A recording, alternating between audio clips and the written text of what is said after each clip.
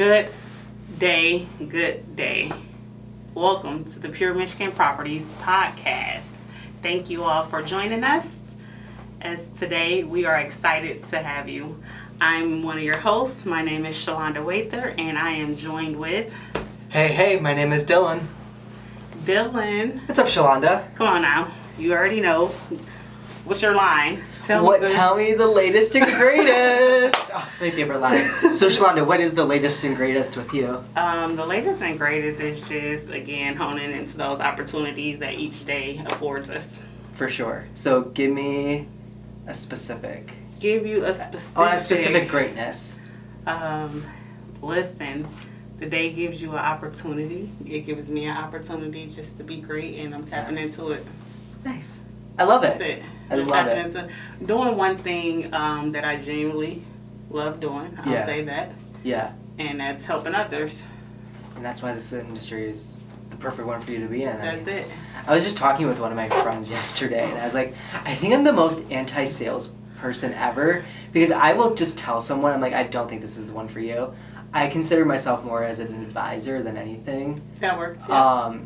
So it's like I never want to try to like make myself feel like I'm selling my clients on something. Okay. Unless I think That's it's right. the right one, then I'll highlight that property like crazy. Yeah, that's right. But if I'm like walking in and I know this doesn't meet my client's needs, and they're like, "Oh, this is great," I'm like, "Guys, let's go back to square one.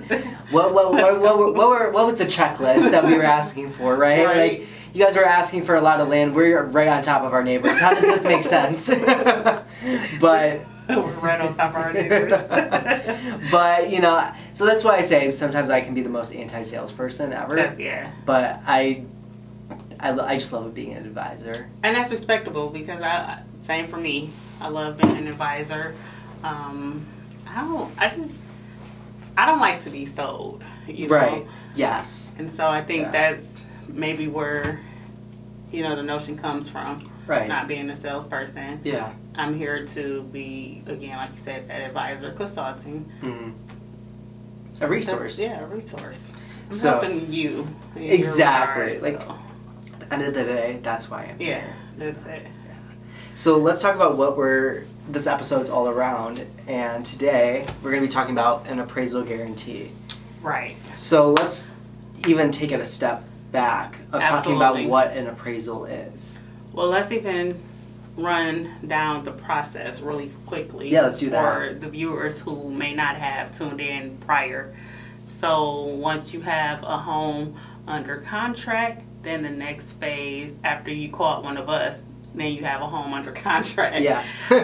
The next phase of the process will be inspections and appraisal. Mm-hmm.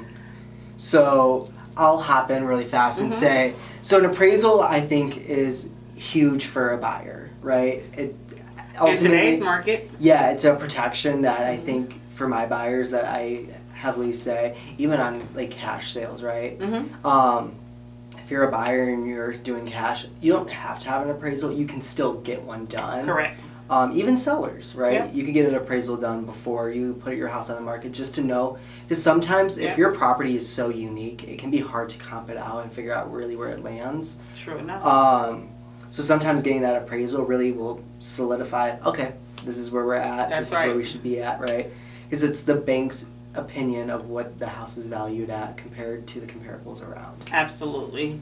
And so it is important that a buyer or a homeowner, have those appraisals done pre-listing. Yeah. And then during the buying process. Exactly. So you know exactly what you're getting into. And one thing we do know and we learn that all appraisers, they don't comp things out or value homes at the same value. Exactly. And so, but there should only be a small range.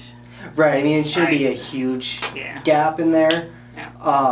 But really, it's just the bank's way of going in and seeing what they're going to give their loan out as. Absolutely. Right.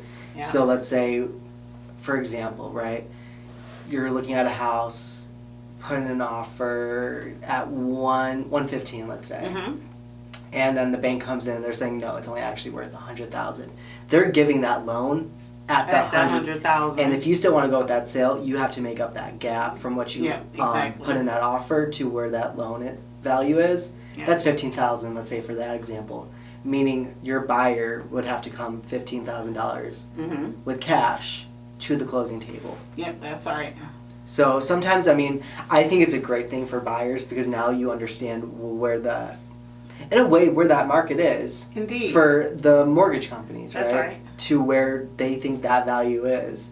Because some people will say, okay, well, I don't care what the bank's saying, right? And they'll get that cash. And here's the thing. Some homeowners, they have these emotional attachments to their properties and they overvalue their home. And so that's really why it's critical. But here's another aspect of it, right? Let's talk about the type of market that we're in right now where the inventory, the supply of homes are limited. Right. Right? So there comes this opportunity that, hey, this may be the perfect house for someone. And it may not be at value yet. Right. But also we know that real estate is always expected to appreciate in value. Right. So just understanding, hey, this may be where the property is valued at. And if you're a home buyer and you're taking out a loan, understand that that lender is not going to extend anything more than the value of the home. Right. From the buyer's view. They're a third party neutral. Like they don't care about the memories in that house. They're just dealing with the facts and the figures. That's it. Other than that, they have no emotional tie to that property. You might, as a seller or the buyer, to be honest, right?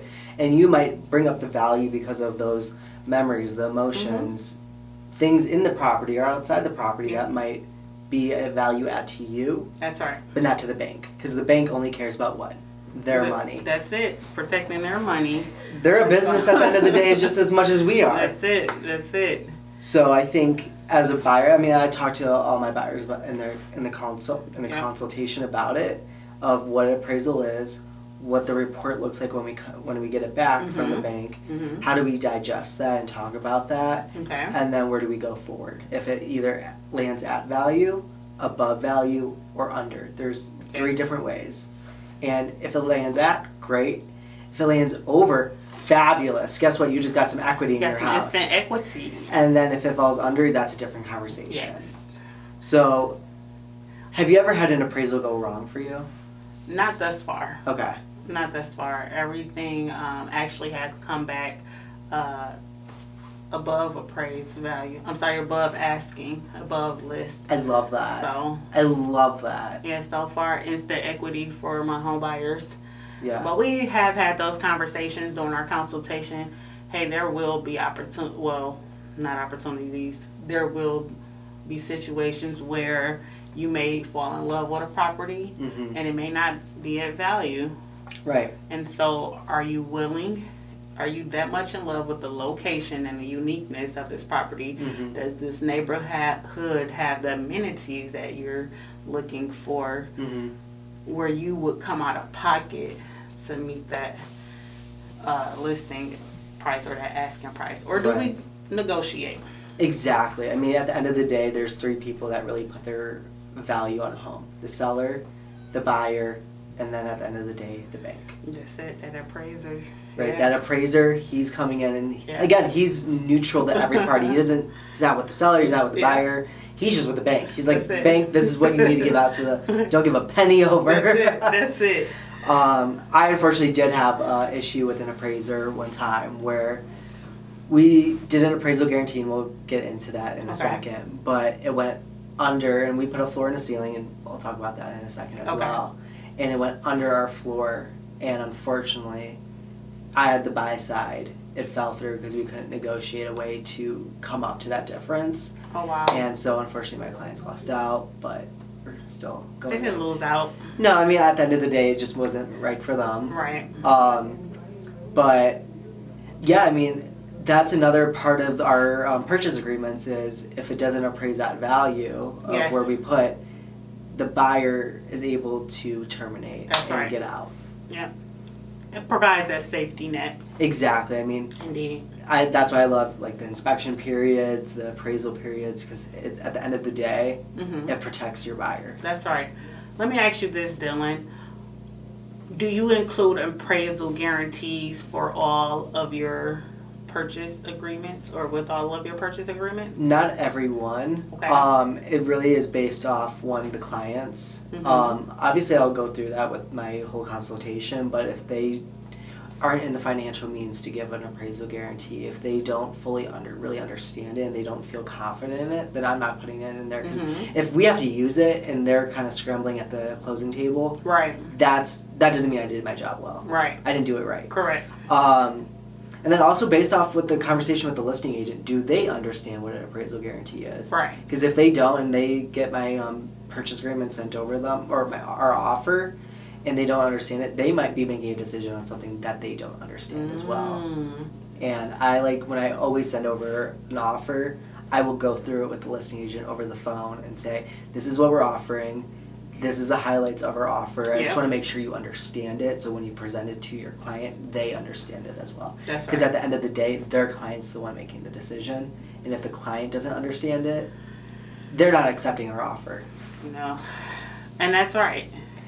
Do you do appraisal guarantees?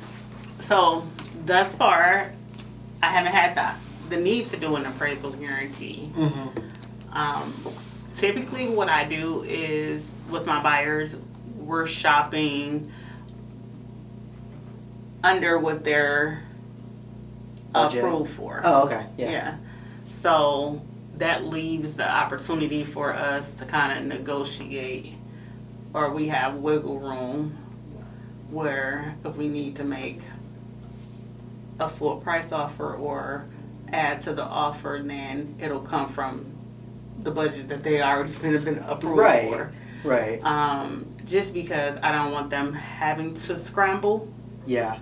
You know, we're looking at closing costs before we go look at the property, the estimated closing costs. So I'm sending over the MLS ticket to the lender just to get the final numbers. I'm already seeing where the client is. You know, are they in a space where they want to be in a position to bring more money to the closing table? Not that whether they have it or not, but do they want to? And that's, I think, important too, because at the end of the day, some people just don't want to put money out of pocket. Yeah. And that's why they go with the mortgage side, right? Absolutely. Because one, maybe they just don't have the cash, and I mean, especially we're talking tens of thousands of dollars at least, right? And then they're making a move, Dylan. Right. Gotta pay for the move. That's true. I mean, it's a cost. Everyone, it doesn't matter if you move into a home that's moving ready, you want to make it your own. 100%. And so a lot of people that I work with, they're just eager to go ahead and move and make their home theirs. Right. And so I want to make sure that they have as much money in their pocket as possible once they walk away from the closing table. Right. So if this property does not appraise at value, let's find one that will. Exactly. So let's talk a little bit about an appraisal guarantee then, because we talked about the appraisal and appraiser, right? Yes. So it's that third party guy who will come in, or gal, comes in, they say this is what the value is off the market, right? An appraisal guarantee can be a great tool in someone's toolbox, depending on the right situation. Correct. To get an offer accepted. Basically, an appraisal guarantee is, it's guaranteeing that even if it goes under value, we'll give X amount dollars over. So, for example, my situation that just happened, property was listed at $115. We offered $130 because it was just on the market. We wanted it. Okay. And so, did I think it was going to hit at value? Not really. I thought it was going to hit around $115 to be fair. Okay. To be honest, so we put an appraisal guarantee on it of $10,000. That's why we talked, both my clients, our lender, and then myself, we were all in a conversation. We said, what is our options here? Yes. Right?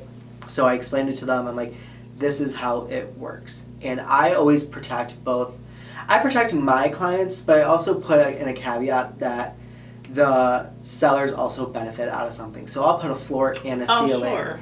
Because it gives appreciation to the sellers, saying, okay, at least they're also thinking about us. Absolutely. So my floor was at 105, right? Because we did the 10,000. So they would at least get what they were asking for, at least, 115. with the $10,000 appraisal guarantee. Right, saying that, so our floor, let's say, so our bottom line was if it appraised at 105 with our $10,000 appraisal guarantee, we'd give $10,000 off that 105, making it 115. Correct. So that means they're at least getting what they want. Mm-hmm. That's us throwing them the bone, saying, you know what, we understand, and we want to help you out as much as you want us to help us out, right? That's it's both, right. It's a party at the end of the day. Yeah, it has to be a win-win situation. And we said if it appraises under the 105, we will renegotiate. Unfortunately, appraiser came in at 100,000. Oh wow. So we were like right there. Right. But unfortunately, they had a backup offer that it was a really strong offer that they were just like, unfortunately, sorry guys, we're gonna go with this other one. So they took it. And so the other one must have had an appraisal guarantee or a cash offer. Yeah, I mean, at the end of the day, it was something that my clients couldn't really Sure. compete against. Yeah. But and then so we talked about a floor and a ceiling. Our ceiling was sales price. So Okay. if it hits at the sales price, that's what it is. Okay. Right? But our floor was the 105, saying we'll give $10,000. Indeed. So it helps both my clients, it helps them out. We were hoping, unfortunately, it just didn't appraise where we thought it was, and I guess someone told me just the other day that I'm very analytical. Okay. And so when I'm looking at a property, I am looking at the price per square feet. I'm looking at the surrounding neighborhoods, see what those homes are comping for. Yeah. And if I'm not able to find comps, then I have a lender that I work with, and they'll do what we consider a market report card. Okay. And so they'll run their comps and they'll do their projection Mm-hmm. and send it over to me to view. Mm-hmm. That way we have a clear understanding as to where the market is and where the market is projected to go. I see. And that way that kind of keeps us out of that appraisal guarantee. But here's the thing, if it's something that my buyer really wants, I most definitely will utilize that as a resource, as a tool. I mean, like I said, it depends on the client, right? It depends on the client. Right. Some people have money to throw on top of what they're doing. Some people don't, and some people just don't feel comfortable doing that. Correct. Because they're like, wait, but the market's really is at this. Why am I paying over? And that's a conversation I'll tell my buyers too. I'm like, I want you to understand this is what the bank is valuing your home at. Well, in this market, it's so competitive, right? Mm-hmm. There's multiple offers everywhere. Everywhere. And buyers have been searching for homes, some for a year plus. Right. And so it's important to know that when we're going through also the buyer power checklist, that you already have a contingency plan for the appraisal guarantee. Right.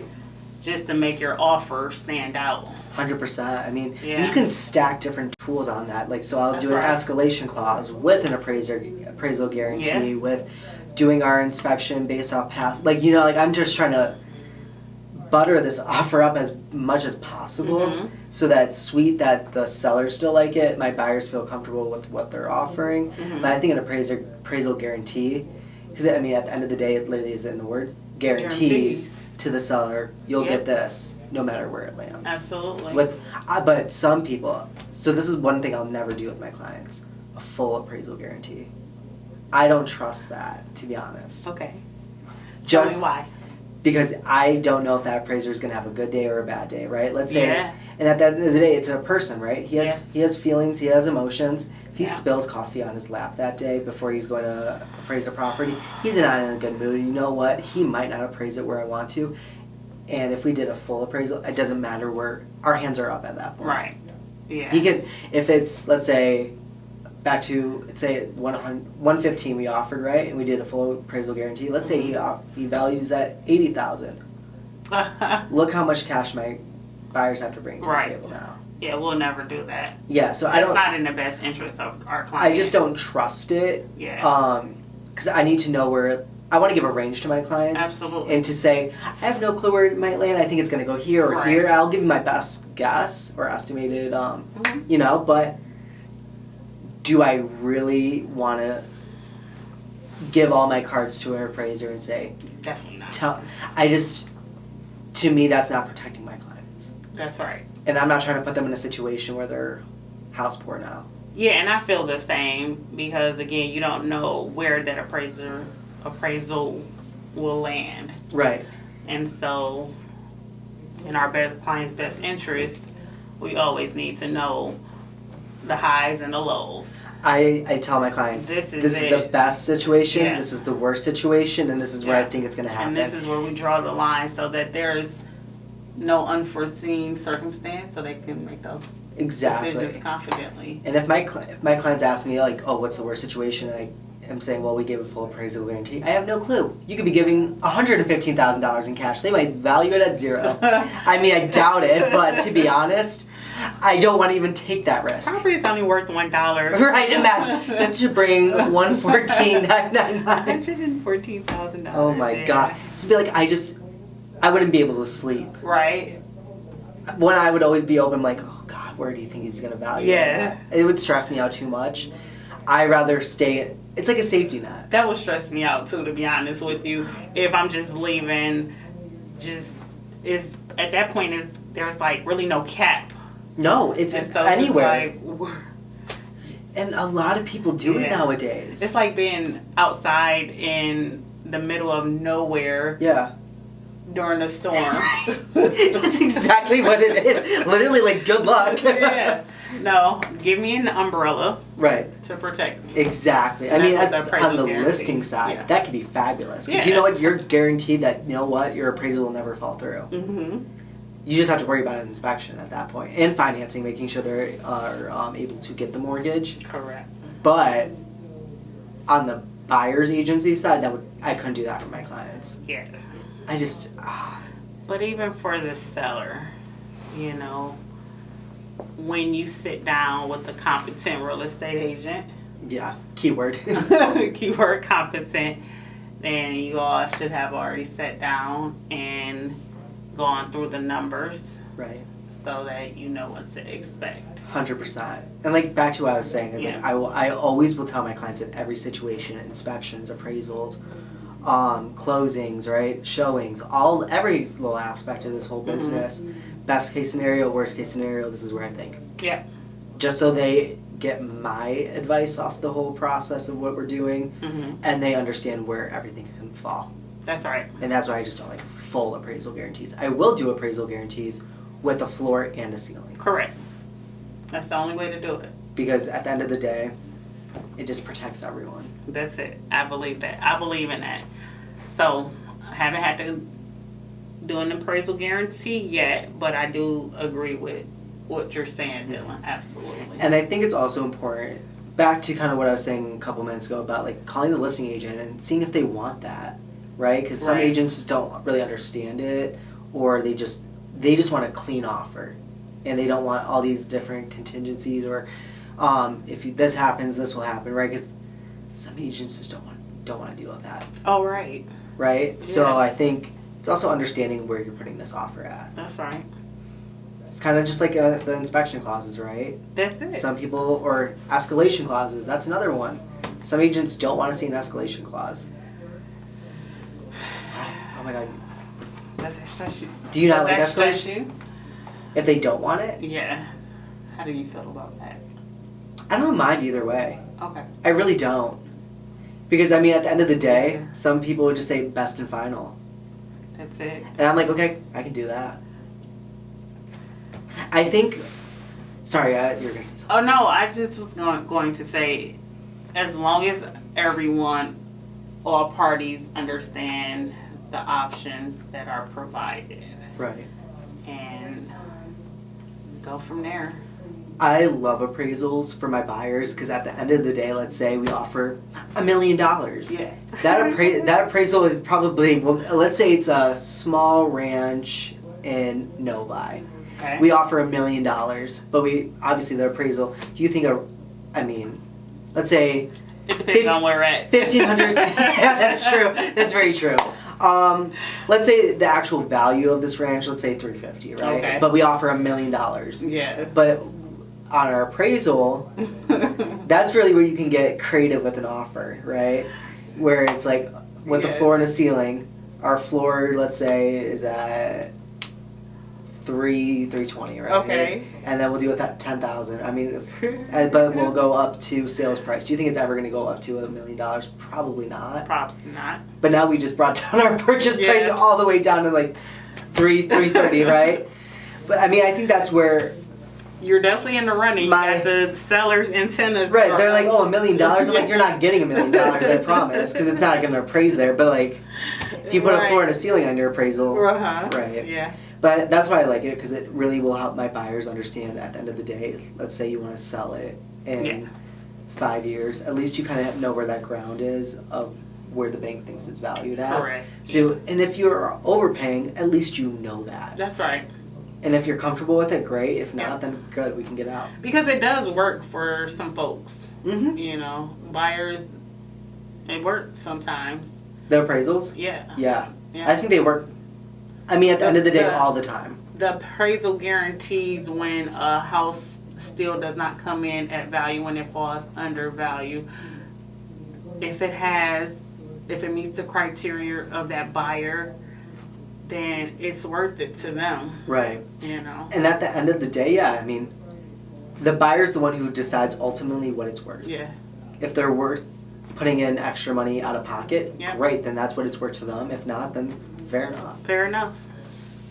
No shame in the game. Just got to keep Not moving. At all. That's what I'll say. I like that. No shame in the game. Just keep moving. Just keep it moving. Just keep moving. Exactly. Is there anything else you want to put in on this episode, or are we about to? Let's see. I think you pretty much covered everything.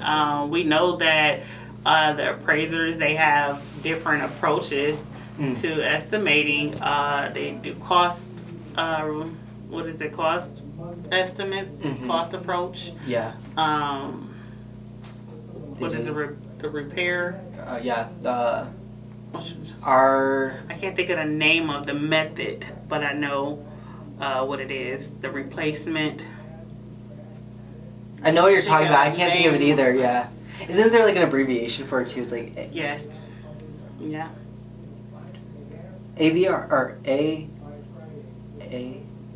AR. The ARV. Yes, ARV. The After ARV. repair value. Yeah. And so I think that's one thing that buyers have to consider as well. The type of appraisal that the appraiser is performing. Right. I love going through the appraisal report because I'm very analytical and I like to see the numbers. And I mean, at this point, I've never fought an appraisal report because right now, I mean, looking through it, it makes sense where I think. But I thought it was like really like not accurate. You can fight it. I mean, absolutely. Yeah. Yeah, you can definitely dispute an appraiser's report. And so that's why it's important that as realtors, we're doing our homework, you guys, just to make sure that our numbers aren't far off from that appraiser's number.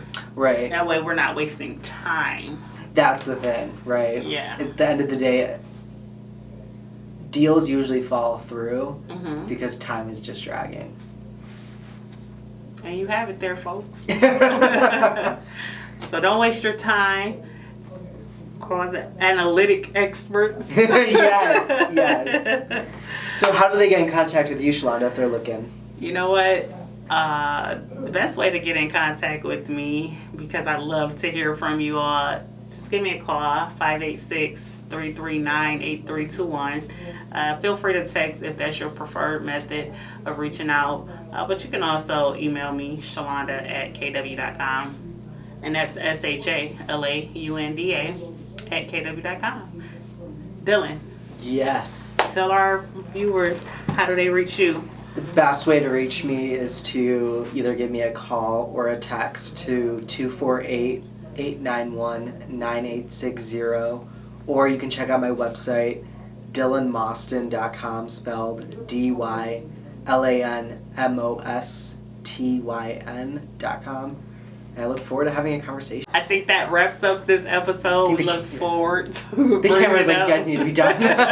Sorry. To bring in more content each and every Wednesday. If there are any topics that you all would like for us to discuss, please be sure to reach out to us. You can text us at those numbers we provided and just say, hey, we'd love to hear the topic of X, Y, and Z. And we'll bring you X, Y, and Z. Well, we're here for you all, so just let us know. Just let us know. Thank you guys so much for watching this episode. We'll see you guys next week. Bye. Bye.